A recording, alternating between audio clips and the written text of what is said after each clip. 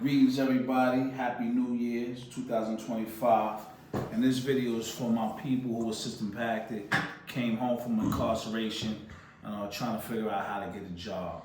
Me, myself, I served 20 years in New York State prison and I had to come home and figure it out. So I want to give you the game or give you the strategy on how to get a job and not be walking around looking crazy like how I'm gonna get a job. What I did is I had to learn about job sites like Indeed, Glassdoor, ZipRecruiter, etc. I went on LinkedIn and I realized I had to build profiles. So I wasn't tech savvy when I came out. I had people helping me put my profiles together. I put my profiles together. I got a digital resume. Because when you out here, if you came on, if you did a lot of time or not, a paper resume is just not gonna cut it. You gotta have that digital copy that you're uploading to LinkedIn, to Indeed, so when it's time to apply for the job, you could just hit that button and submit your resume. While I was away, I was able to get an associate's degree, and I came home and I finished up with a bachelor's in science. I came home during COVID around 2020, so it was a little bit different. And I went to the logistics sector of employment. And I did that because during COVID, it was mandated that everybody stay in the house. So you had to get a job that required movement and delivery. So I thought delivery.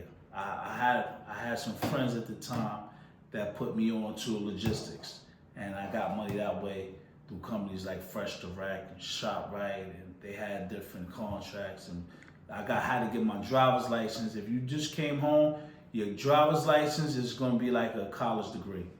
If you got a CDL, that's like a master's degree. You don't really need to go to school to get a degree, but you gotta have some sort of certification out there.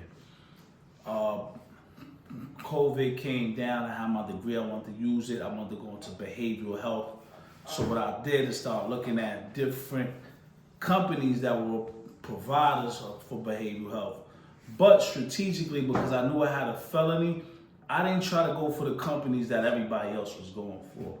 What I decided to do was look at the companies that had the lowest ratings, and I know they needed manpower quick, so I wouldn't have to go through this crazy screening process.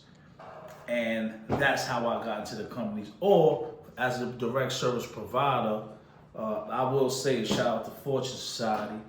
You got companies like Fortune that, they deal with system impacted people. They're not really gonna be as rigorous with you on your background, because they've been through and giving you a second chance. So if you just came home, you want to stick and you're trying to get back, look for jobs that are felony friendly. And when you go on Indeed or these different sites, they do have a feature that lets you know what companies are felony friendly. You get out here, I had to get out here, I had to get 2 jobs, because when you get out here, there's no one to chow. You're not going to chow, you're not going to rec. They're not opening your gate. I mean, there's no gates here. You got to feed yourself. How do you figure out the rating? You figure out the rating of the company. You go on, not just Indeed, but you can Google it. The Google gives the ratings of the companies. Like it's a 1-star, 2-star, 3-star. Like you can go on Reddit. They'll tell you about these companies. You got to always do a little research. Don't be afraid to get out here and do a little bit of research. How do you do the research? You do the research by getting digital. You become digital, a little digital equity. When I say digital equity, you gotta learn how to log in to the internet. Internet is key, and you gotta start. And I'm deviating just a little bit. If you don't have AI, get AI, Chat GPT, and all these other different AI assistants. But what you will want to do is just find out the ratings of the company and see if that fits into what you're trying to do. I'm not saying all the time the lower the rating is the easier it's going to be for you to get in, but it'll be a little bit less rigorous for you to get into these different type of spaces. So after that, you go through the interviews. Make sure your presentation is up to par. If you don't have a suit and tie, at least show up clean. Because when you just come home, a lot of times you don't have the nicest clothes. But if you can, get a suit and tie, Make sure that you've been working on your soft skills. And your soft skills is just the way you talk, your mannerism, your respect. Sit up, you speak when spoken to. And, just people come there with a positive disposition, because a lot of companies, sometimes it's not your accolades that they worry about. They worry about your experience, and if you don't have the experience, they want to know, they're trying to figure out if you're going to fit into their culture. And their culture sometimes is just the people that are there, right? If you're going to come, these are people that you may have to get up for 10, 20, 30 years and see every day. They got to work with you. They got to feel like off those interviews or human resources that they can work with you, right? So you want to do that. You want to be able to at least make the money. So now for me, when I came out, I got to 2 jobs. First, I was in the digital sector, the delivery sector, the logistics sector. And I made good money with that. I tried all type of business adventures. I blew money, I made money, whatever the case is. But when you go into corporate world or non-for-profits, I want you to think about $17 to $20 an hour, what you're going to start with, right? And then yearly it goes up. Me, I came home, I got 2 jobs. I've been 2 jobs ever since. I work 7 days a week. I don't recommend it for everybody, especially if you have poor health. You may want to consult your physician before you go on that. But I work because you're going to have to save rent. Is going to be a minimum, if you're trying to live in something decent, about $2,000. And then if you're not living by yourself, you might have to split the bills with somebody. I got a car, you're going to have to pay your car note. You're going to have to pay your insurance. That's $1,000 right there, plus $2,000 rent. If by yourself, that's $3,000. You have to buy clothes. You have to pay your electrical. So you're looking at about $3,500 a month in bills, maybe $4,000 if you live by yourself. Now, the budget is saved per job if I'm making maybe $1,700 every 2 weeks. Out here, you get paid bi-weekly for most jobs. You get paid bi-weekly. Say it's going to be $1,700, $1,800. Plus, I got another $1,000 coming from my other job, which is maybe like $20, $22 just on the weekends. You're looking at about I'm looking at about $5,800 to $6,000 that I have to budget. Remember, it's $2,000 for rent, car, insurance, that's another $1,000. I have what they call sneaky bills. Sneaky bills are bills, maybe the car breaks down, maybe you gotta help somebody, you gotta buy extra gas, you have something you have to do, you have to lend some money out, you have to make an emergency, you have an emergency need. So that usually adds up to a good $500 a month, right? Because the inflation is through the roof. So when you come home, don't be discouraged. It's gonna be overwhelming out here, especially for those brothers and sisters who did more than 10 years. You did 10, 20, 30 years, you come out in New York, it's not the way you left it, or whatever part of the country you in, it's not the same. You have an advantage because while you were incarcerated, you've been working on yourself. You should have been gained the patience of a Buddhist monk, of a guru. But you just come out here and you just don't have the tech savviness. You gotta get that digital equity. Digital equity is key.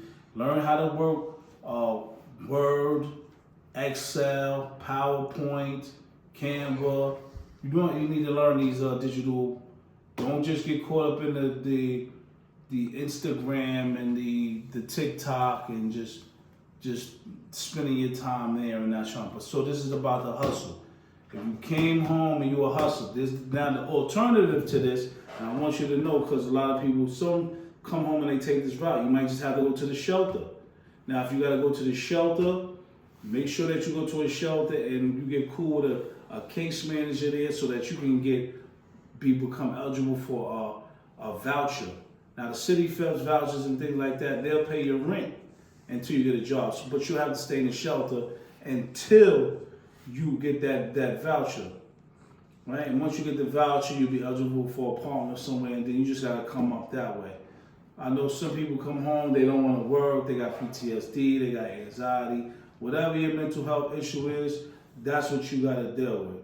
right? But just know, if you coming home and you say, yo, you taking matters into your own hands and you want to hustle, the blueprint, make sure you got a digital resume. Make sure you got a profile on LinkedIn. Make sure that resume is accessible to Indeed. Make sure you networking.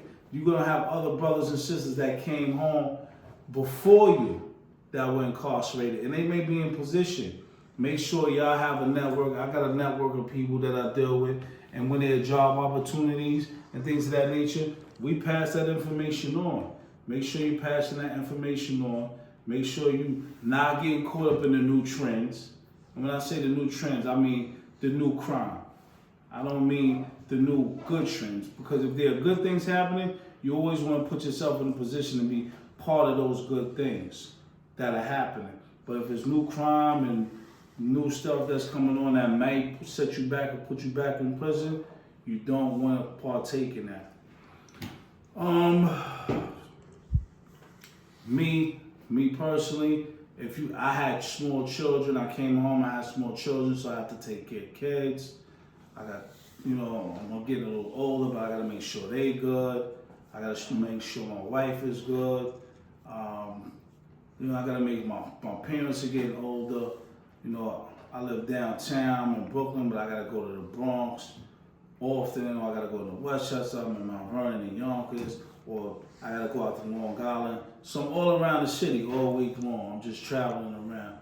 Hopefully, a word of advice is, if you can get a job that's walking distance or about 10 minutes from your house, you're in power.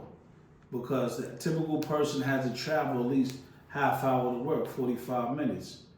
So you want to know where you're going to work, if you can get there on time. These are very important things. Then a lot of times you have what they call remote work. So you might get a job where you can work from home 2 or 3 days a week. Now, if you're out of state and you don't have non-for-profits that cater to the re-entering of people that were system impacted, meaning that were in prison, you might want to start those services, because that's big. You can partner with the city, the state, federal government, and get that funding to help people that were system impacted. As far as employment services, as far as mental health, as far as just so much drug treatment. You can also do it as far as anger management classes. And these are things that Medicaid and Medicare would provide for, and they would do what they need to do. What other tricks or things that you need to know if you first came home? Pace yourself. A lot of people come home, a lot of brothers come home and sisters come home and just want to hit the ground running. When I say hit the ground running, you just want a job. If you've been away for a long time, you just got to learn the landscape. Learn what's going on around you. See what's going on. Take your time. You went from a slave wage job where you was only get $7, maybe $20 every 2 weeks. Now you're trying to make $2,000 a day. It don't work that way. You got people out here who never had a felony and they having a hard time to get a job. So pace yourself. Be strategic about where you want to work and why you want to work. And don't always get fixated on doing what you think you want to do. Sometimes you got to do what you have to do. You got to get the jobs that want you. You got to like the jobs that like you. Right? It's the same with the game. Not to deviate, but just like you should be trying to be with the people that like you like them, get with the jobs that like you. Don't try to get something. It doesn't matter if you come home and you start $15, $16, $17 an hour. That's fine. You get into these companies, organizations, and you show your worth. And if not, you sit there and you study the game. You elevate your marketplace value. Because there's a lot of people out here, you don't have the skills. If you don't have the skills, before you went incarcerated, all you was doing was running the streets, selling drugs, robbing, or falsely, whatever the case is. There's just a lot of skills that you do not have, and you need to take the time to acquire, and that takes time. So people are not going to be trying to give you 80, 90,000, 100,000 a year, and you don't really even know how to work Word. You don't even know how to work a shell sheet or a G Suite or even how to send an email. Learn how to send an email. Learn how to put an email together. Right? No complaining. No whining. Just sit down. Everything is cerebral out here. That's how they say, if you can't read, you can't lead. So you gotta read things. Make sure you put yourself up on books. Get books that'll put you in power. See what it is and study the game. Now, people always say with the game is not understanding like it's been told and like it's circulated. The game is just knowledge, wisdom, and understanding. How to navigate people, places, and things. That's the game. People always talk about what's the game? What's the game? It's just knowledge, wisdom, and understanding. It's the game of life. You gotta learn how to move out here. You gotta learn how to finesse. You gotta learn how to be your best out here. That don't come overnight. You might come home, you might fall back a little bit. Try to keep the drugs and the alcohol to a minimum while you're trying to make your come up. Right? There's plenty of men and women out here who have awesome potential, but they couldn't stop smoking and they couldn't stop drinking. So that potential never really actualized and became the kinetic, energy that it should have come for them. Other than that, man, how my man Dave Roth would say, there's no such thing as a golden, how should I say, a golden intimate moment. I don't want to say, but F, the golden F. A lot of people come home, especially men, because you're away, you've been relationship deprived. You haven't been with a woman in several years, or decades, whatever the case is, and you come home and get caught right up in a woman.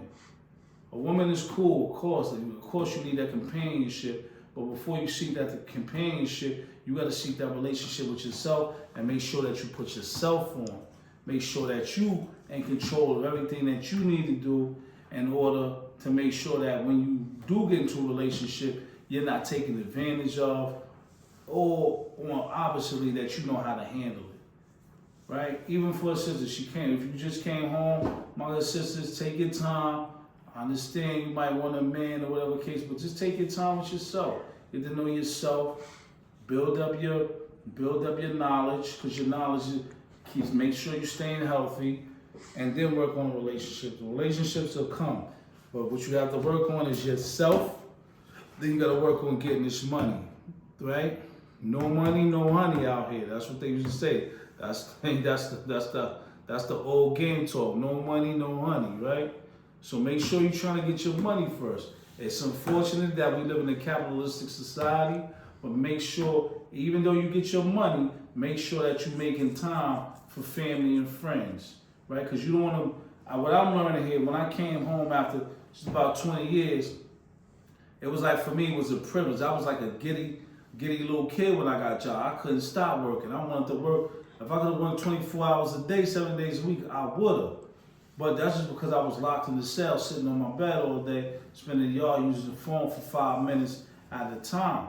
But when you come out here, you start to want to live life, and you see your coworkers going out to happy hour to have a little drink or something to eat after work, or they going on vacation, they going down to the island, they going to the Caribbean or South America, or or they going to Europe or Africa. They're taking time just to enjoy themselves. We only get one shot on this planet. We probably never visit this planet again in this capacity. So while you're here, you just don't want to become a slave to work and pain and suffering. Make sure that you're enjoying life. Whether it's just going to the park, taking care of your kids, family time, whatever. I hope this video was a little helpful for you brothers and sisters that just came home. My name is Deshaun Kenner. I wish you all much success out here. You got any questions, comments, concerns, shoot me an email, text, DeshaunKenner@gmail.com. I'm on Instagram, Deshaun Kenner. All right, I'm on LinkedIn, same name, same game. You have a YouTube channel? YouTube channel? I don't really have a YouTube channel, but search my name, Deshaun Kenner. I do. You just put up Deshaun Kenner, I should come up somewhere.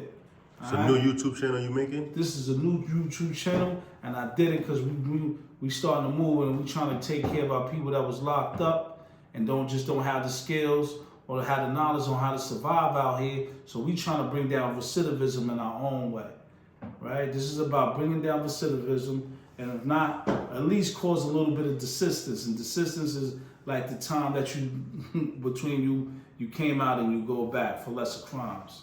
All right? It's my man Rich Paul. Support him too, so rich. All right? We're going to get with you. Read these books, No More Mistakes, 12 Paths to Power, Conversation with a Killer.